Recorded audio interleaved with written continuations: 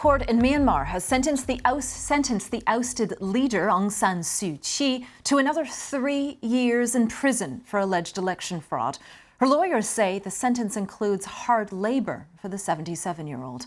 Ms. Suu Kyi has been detained since her government was ousted in a coup in February last year.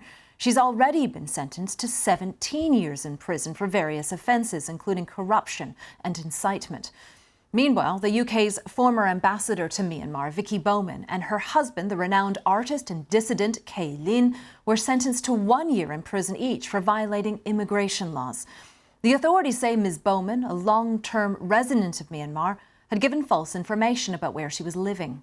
Analysts say the convictions of the couple may be an act of retaliation after the UK imposed new sanctions on businesses in Myanmar with ties to the military.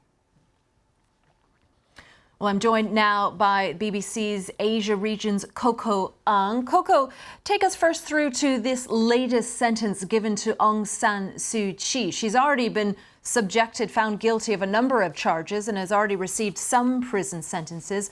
How does this one stand out?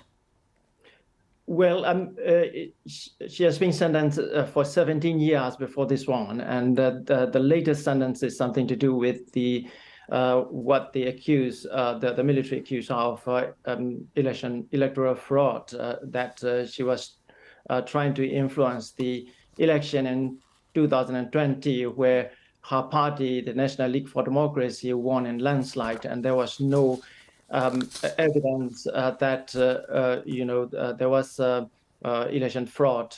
By the international observers, there was no significant irregularities in that election. But nevertheless, she now has 3 more years. So total in 20 years sentences have been passed to her over like 10 different charges, ranging from possessing illegal walkie-talkies when she was arrested at her home in February last year, and corruption charges, things like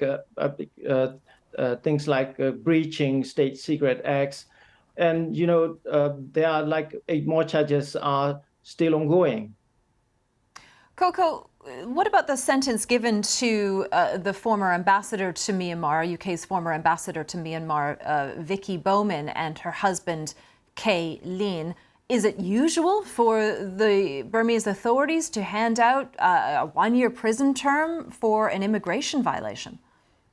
Well, I mean, immigration violation is, I suppose, common in many countries, but this case is very strange. One, because it coincided with the date when the 5th anniversary of 5th anniversary on the crackdown of the Rohingya people in Myanmar, and that was the time the British government announced, that they are interested to intervene the case at the International Court for Justice, that to support the justice over that case.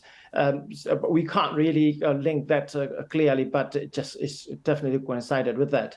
And the charges actually, it's supposed to be, the court case was supposed to begin on Tuesday next week, the 6th of September, but somehow, they brought it forward to, I believe it was a military court, was definitely a close hearing, and this sentence was passed to them. Okay, really good to get your analysis, Coco. Thank you very much. Coco Aung speaking to us in London.